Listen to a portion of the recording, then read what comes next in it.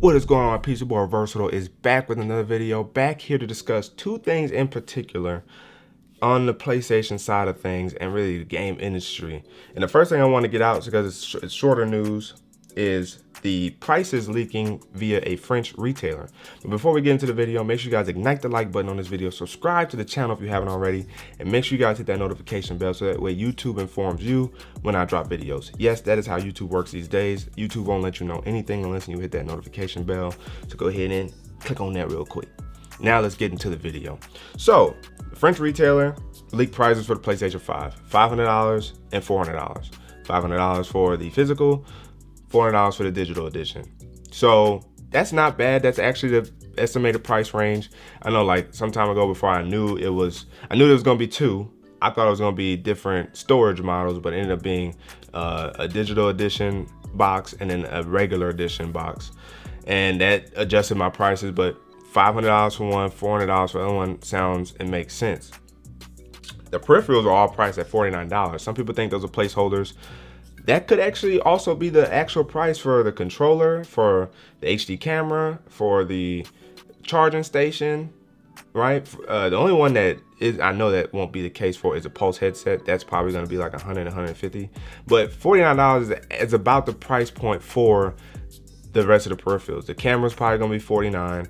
I think the controller might actually be $60 to $64.99, or $59.99 or $64.99, and then yeah, the Pulse headset's going to be much more in the $100 to $150 category, probably $160, somewhere in that area. And then the charging station will probably be, if not, $49, $50, probably like $35 to $40. So, but other than that, it gives us a pretty decent range. I think that's very fair on PlayStation front in terms of pricing. It doesn't seem ballistic or out of the ordinary. And we know that Xbox could easily come in and undercut them $100 because then they're really not offering anything. And this is a perfect segue into exclusivity and why I think we need to maybe calm down or keep the same energy across the board completely when it comes to exclusivity. PlayStation is doing exactly what Nintendo's doing when it comes to exclusivity. Last I checked, Marvel Ultimate Alliance 3 only came out on one system, and that was Nintendo.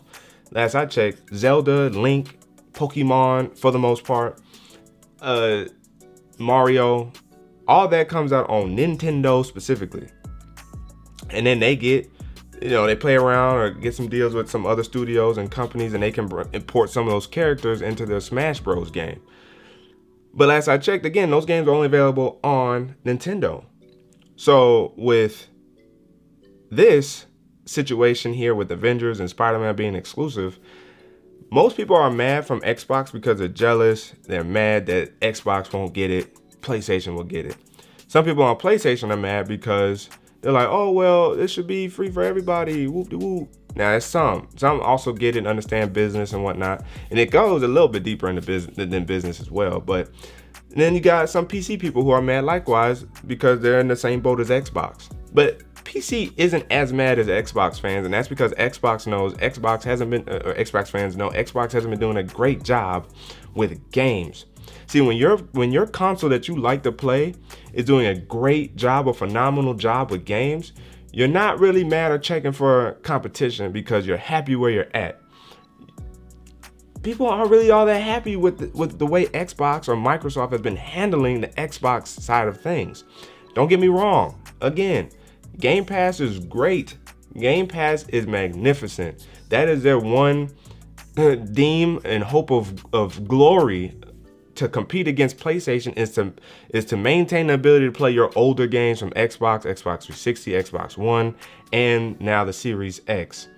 And you can travel around with your Xbox One controller. But the problem lies for Xbox, there's no drive for people to really want to buy the Series X like that. When that showcase took place a few weeks ago, it was centered around Game Pass. It did not give anybody a true incentive to buy the Series X. When Sony did their showcase, they gave you incentive to buy the PS5. And it hurts when when you're not part of the PlayStation ecosystem like that, or if you have both and you just prefer Xbox because you like the controller, and you see PlayStation going in on games, it hurts because you want Xbox to do the same thing. PlayStation is challenging Xbox. Of course, Phil Spencer is going to downplay exclusivity, because Xbox has not been doing a great job at exclusivity or capitalizing when they do get exclusivity. PlayStation is capitalizing and thriving and dominating when they do exclusivity. It is what it is. Like, I understand I have PlayStation, I like PlayStation, but I like PlayStation because there's a bunch of good games on PlayStation, a bunch of good experiences on PlayStation. So no matter what I'm looking at, I can play the game and be comfortable with it. When I look at Xbox games, I'm not motivated to go get an Xbox. I'm not motivated to go get an Xbox Series X. I'm not motivated to sign up for Game Pass or xCloud for that matter, even though they have now kind of conjoined Xbox Game Pass with xCloud via Xbox Live or Game Pass Ultimate. I'm not motivated to do any of that. I'm not. Even Samsung and Microsoft had an announcement today that Xbox will have a special store app. I think it's a Game Pass app or xCloud app on Samsung devices that will allow you to like buy or customize skins and all this type of stuff for Xbox games that support that. The regular app that's in the Play Store will not have these features. That's great. But again, there's no games to really take advantage of that on Xbox's side.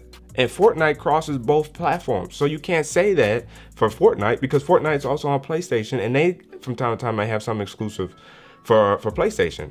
And this is where I think exclusivity will actually continue to be a thing that pushes competition. And if you want to call it console wars between Microsoft and Sony. They both are very big corporations. They both have resources. PlayStation is just doing a better job at utilizing their resources to maintain good games. PlayStation has always been about gaming. It's always been about games. They had that 1 year to slip up because they were throwing themselves the PS3, but the PS3 was not short of games per se. Microsoft, when they advertise their product, it's about entertainment. It's not as much about games. And only recently, towards the end of the Xbox One and now towards the Series X, has Xbox actually been doing a better job at pushing games. But PlayStation has always been about the experience and games. That's why we get a Beast Mode Insomniac Spider-Man. That's why we get a Beast Mode Horizon. That's why we get a Beast Mode God of War, right? The other thing about the Spider-Man exclusivity situation is people don't understand or kind of forget that Spider-Man is heavily tied up by Sony. Like, even Marvel Studios struggles to get Spider-Man a deal with Spider-Man because Sony holds on to Spider-Man so tight because they know it's a coveted piece of content. So even Marvel Studios has had to struggle to try to wheel and deal for Spider-Man content. That makes sense in the gaming world as well. You think PlayStation is worried about Xbox? You think they worried about Xbox? No. So how are they gonna create incentive and want you to buy into the PlayStation ecosystem and thus the PS5? Then exclusivizing, if that's a word, Spider-Man to PlayStation. As we know, it makes sense because Insomniac Spider-Man is exclusive. So why would the DLC or added content for Marvel's Avengers not include an exclusive rights include the exclusive rights to Spider-Man for PlayStation players? It makes complete sense. Whether it's business, whether it's the atmosphere of gaming,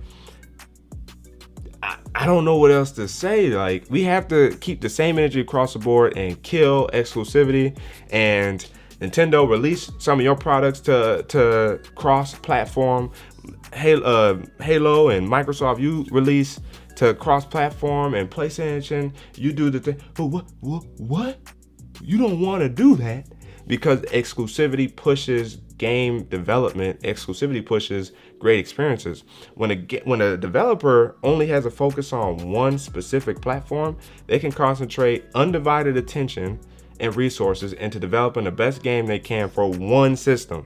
But when it goes cross-platform, there is a slight, demotion, or there's slightly less fidelity and quality overall for the product because it's got to go everywhere.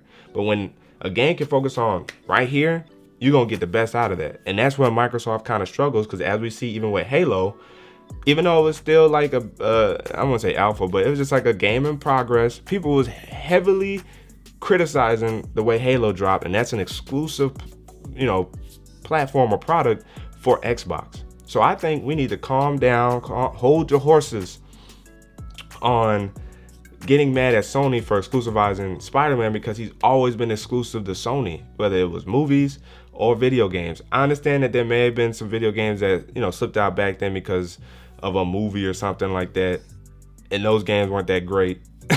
But now that there's a formula and recipe for success, it's gonna be hard for Sony to let that go. And so for me, it makes complete sense that Spider-Man is exclusive to PlayStation and overall Sony, because he always has been. Now, on the movie front, I would love for them to go ahead and do some dual rights set up for Marvel Studios, because Marvel Studios does a better job at handling Spider-Man than Sony does on the movie side. But in terms of gaming, PlayStation has done a great job because of the studios they got in place to actually utilize and bring Spider-Man to life for us. So I'm not mad from the video game perspective. I'm a little upset from the movie side in terms of Spider-Man's exclusivity. But those are my thoughts. Let me know down in the comments below what you think about what I said, and then your own take on exclusivity in general down in the comment section below. And also let me know if are you mad at this price, or you think this price is fair, considering next gen is really bringing us a higher level step up in gaming. But that's it for this video. Hopefully you guys appreciate and enjoyed it. Again, if you haven't already, ignite that like button, subscribe to the channel if you haven't already, and make sure you guys hit that notification bell so that way YouTube informs you when I drop videos. Yes, that is how YouTube works these days. You click that bell and they will let you know when I drop videos. If you don't, YouTube isn't friendly to us as creators. But your boy Versatile signing out, and until the next video, wait for it.